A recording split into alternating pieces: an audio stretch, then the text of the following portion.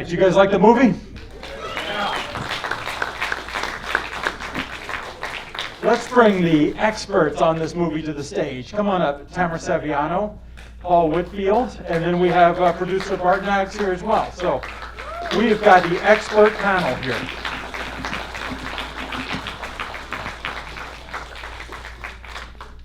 Was it great hearing that music in here too? Oh, man, it's nice to leave the house again, isn't it? Here we go, you guys. Each take a microphone. I'm just going to yell. So I wanted to ask a couple of questions. I don't want to throw it to the audience.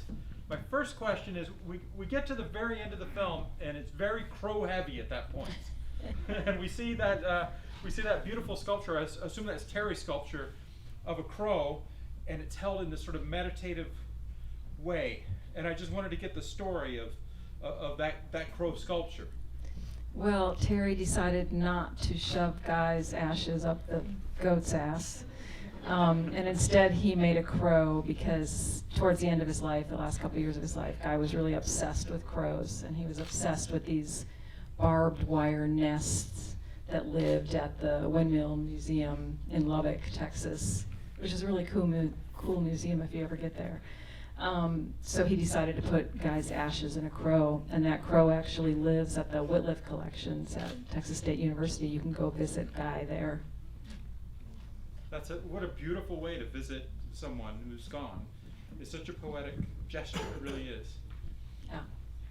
So, Tamara, before any of this happened, before you made this film, years before, you actually wrote the book. So why did you decide to spend all that time doing the book? And by the way, everybody here, you're fascinated with the subject, obviously. You haven't just watched this film. Go pick up the book. Please. So you spent all that time doing a book, and then what possessed you to kind of dive back into it and make a movie out of the same subject? I had no intention of doing that, and it's all Guy's fault, and I still curse him about it.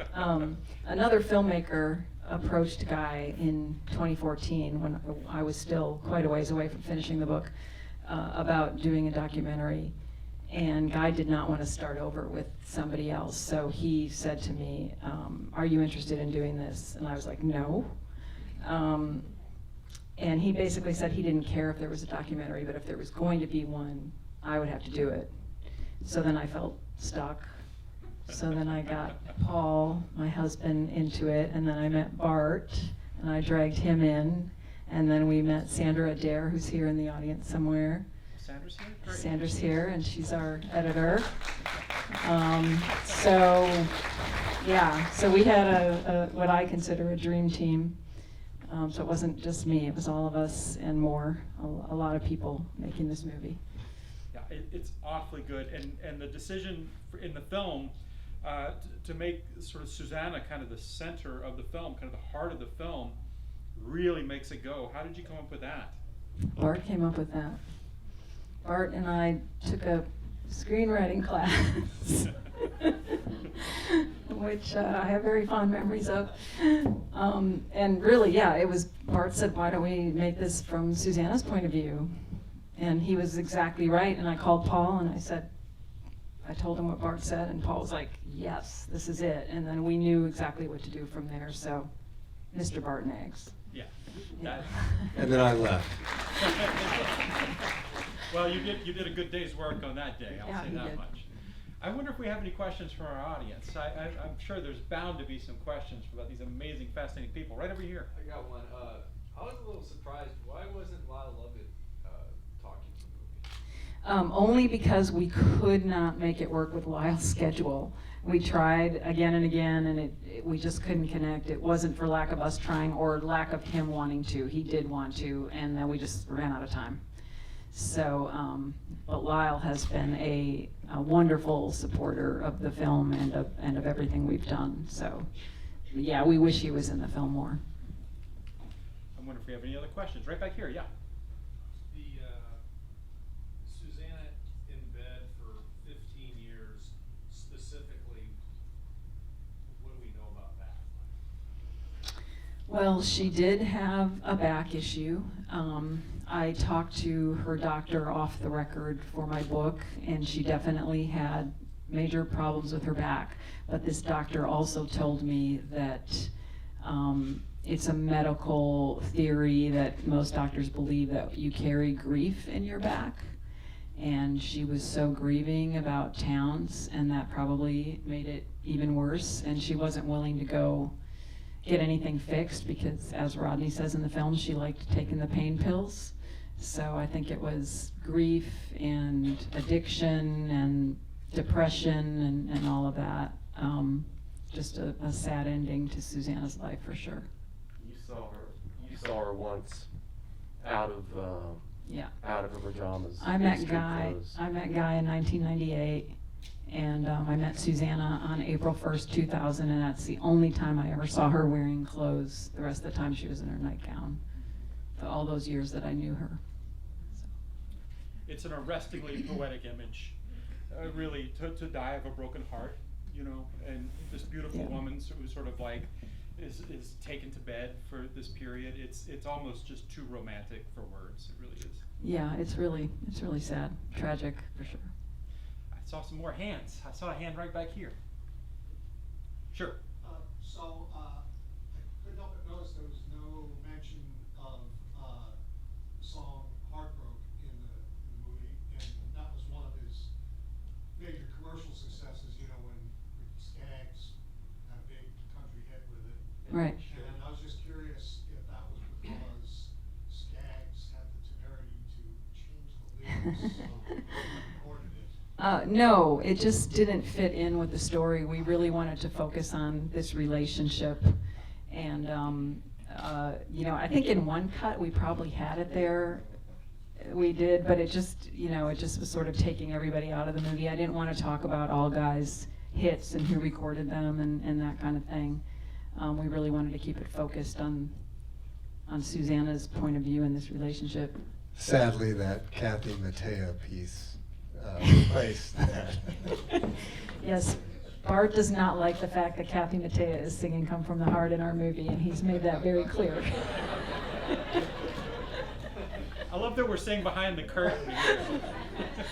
And nobody wanted Lukenbach in there. Let me just say, everybody that we worked with was like, "We don't need that," and I was like, "Lukenbach stays, damn it!" I wanted everything in there. Yeah, well, but it was 4 hours long. Yeah.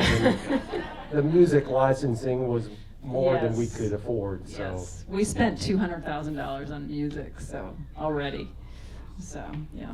And Heartbroken wasn't even in there. And Heartbroken wasn't even in there. That I can't even imagine how that would have upped the cost. Yeah. Yeah. Let me catch this person in the back here. I see. The comparison of Guy to a craftsman, you know, that's something that is talked about a lot of times with Guy, and it was neat to me that he didn't appreciate that metaphor. What more can you tell us about that? Did he ever come around on that particular characterization? He didn't, and he and I had many conversations. I would say, well, I don't think they're mutually exclusive. You can be a craftsman and you can be an artist, but he just thought that it was two different parts of your brain. He was definitely a craftsman when he worked on his guitars, but songwriting, he was an artist and a poet, and he did not like it, and he never came around. No.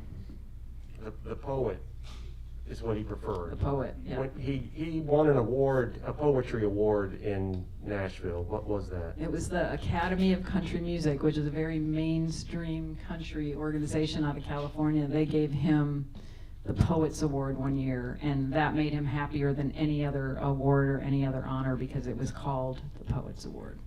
Yeah. I respect that so much. I see a hand right back here. Yeah.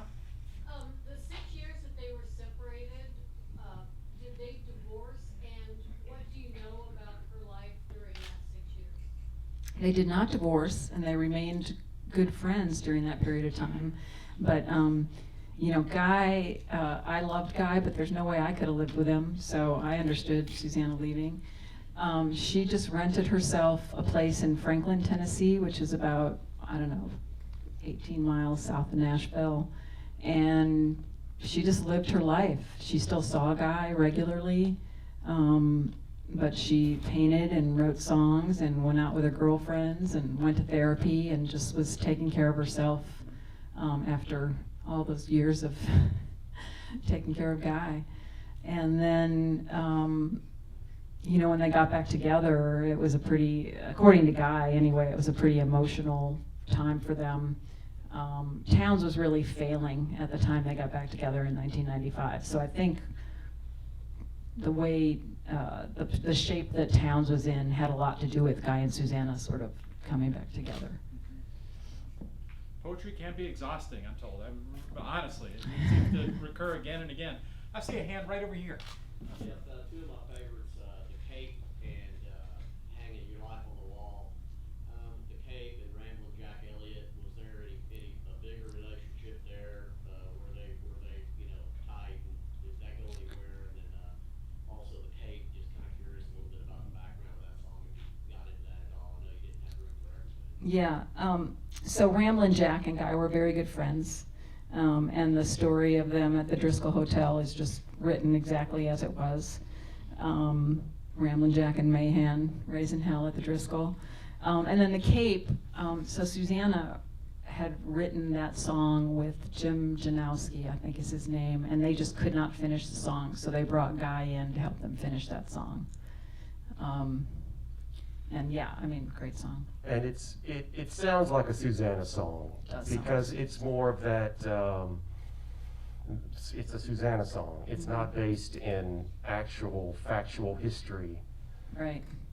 Susanna liked to write those country songs, and she was the successful one. She made millions. Guy never made any money writing a song. I'm gonna catch this guy in the white shirt in the back who's had his hand up a whole bunch. Appreciate it. So, in the Towns Van Zandt documentary, Be Here to Love Me in the Morning, there was always kind of building off the question we had before that one.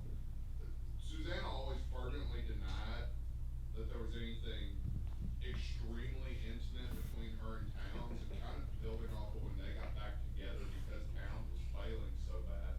I wondered if there was anything that was implied by the people they knew, like Rodney and Steve Earle, that they were actually, lovers to some extent, that just was never talked about, even though she fervently denied it. Maybe it's because of her love for Guy, or what y'all thought about it from interviewing these folks.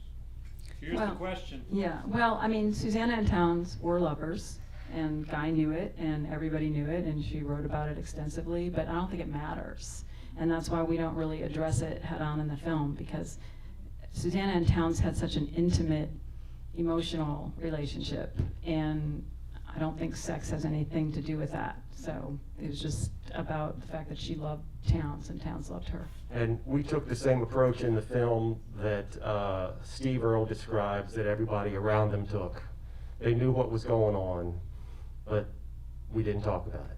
Yeah, and I think their relationship was so much bigger than that, and I didn't think that we needed to be tawdry because it just doesn't matter. They all loved each other on a very deep level. Guy loved Towns, Towns loved Guy, Susanna loved Towns, Susanna loved Guy, Towns loved them both, and it was an interesting, to me, really compelling relationship, but whatever they were doing in the bedroom really doesn't matter, in my opinion. I see. I know you already asked a question, so I want to be sure to catch everybody else. Right over here. I really enjoyed hearing their voices and throughout the movie. And I was thinking that was coming from the tapes. It may be coming from interviews as well. But I was wondering if there is a series of tapes that maybe Susanna was making, or one of them was making, that you sat down and listened to get all of that wonderful verbiage that we listened to. Yeah, those were actual tapes. Susanna had her TR, her tape recorder, and she used it as a diary. Sometimes she talked to TR on her own. Sometimes she would set TR on the table and let it record whatever was happening in the room. And after Susanna died, like 2 days after Susanna died, I was over at Guy's house, and when I was leaving, he told me to take the 2 boxes that were sitting by the door, and I was like, well, what's in here? And he said, it's all Susanna's diaries. And that kind of freaked me out for a minute, and I was like, have you read these? Have you listened to these tapes? And he said, no, but whatever's in there is Susanna's truth, and you're welcome to it. And so Paul and I spent an entire summer after supper every night listening to those tapes as Paul digitized them. And that's where we found all those pieces of gold that you see in the film. A lot of the tapes were, you know, drunken nonsense, but we were able to cull some good stuff out of there. One follow-up question? Sure. When she went to bed, did she keep recording? No. I see a hand right over here. I really appreciate the fact y'all went album by album too and went into the music, because a lot of documentaries just skip over the actual music they made, so that was really cool to see every single album. And I also love the scrapbooks and all the handwritten lyrics, it was amazing. The two albums, I guess the first one in South Coast of Texas that were recorded and then re-recorded, were there any songs that were left off of re-recordings, and are those ever going to be released? No, I think Guy ended up recording all of the songs. The first album, which was never titled, some of those songs ended up on the Warner Brothers record, Guy Clark, and on Better Days, I believe. And then South Coast of Texas, they were pretty much all those same songs. So I think everything has been recorded, although Guy did, every time he would write with someone, he would do a work tape. So there's hundreds and hundreds of those work tapes, and they're at the Country Music Hall of Fame right now. And I think someday we will go through those and see what's there, and figure out if there's, you know, a way to release them. Let's get your encore question here. Okay. So, as we all know, Susanna and Guy were married on Mickey Newberry's houseboat. Yes. Is there any plan by anyone to release a documentary about Mickey Newberry? Well, I won't be doing it. I don't know if anybody else is. Why don't you do one? Yeah, go ahead, do one. You know, regular people make documentaries. Yes. People who don't think they can make documentaries end There's, up making documentaries. there's three of us right here, yes. Yeah. I always tell people when they say, have you thought about doing this? It's like, have you thought about doing this? Yeah. And really, Yeah. that's what AFS is here for too, is helping filmmakers do things like that. So do it. My career as a filmmaker is over. That's a sad, sad thought, because you made a hell of a film with this one. I'll go out with a good one. Do Susanna first. Speaking of this hell of a film that we all just enjoyed and loved, what happens with this film now? I mean, it's going to play all week at AFS. I'm going to hold it over next week. You heard it here first at Yay. AFS. So tell Thank people. you. Yeah, Thank you, thank you. What am I not going to hold it over? Yeah. So what happens with this film? Where does it go? Well, we decided to do exactly what Guy did and take it to the people in the cities where they live. So we're going on I think about a 20-city tour, opening, of course, in Austin, because where else would we open, through mid-November. And then after that, I don't know yet, but we're going to have fun with this theater tour. Yeah, you're in the Belcourt in Nashville. We're in the Belcourt. We're opening next week in Dallas, Houston, Abilene, San Antonio, and then August 6th in Nashville, and then we're going to Tulsa, Milwaukee, Chicago, Denver, Boston, New York, LA, San Francisco. So we'll be Santa Fe, yeah. So Oh my we'll be goodness. around. We'll be in Rockport. Our last theater showing will be in Rockport, Texas, at the Rockport Film Festival on November 12th, as of now. You guys are going to have such a blast. Yeah. It's been such a joy sharing this time with you guys. Thank you, Thank you Lars. so much for making the film, and thanks so much for joining us to talk about it. And thanks all you guys for coming out. And remember to tell everybody you know. Thank you. Thank you.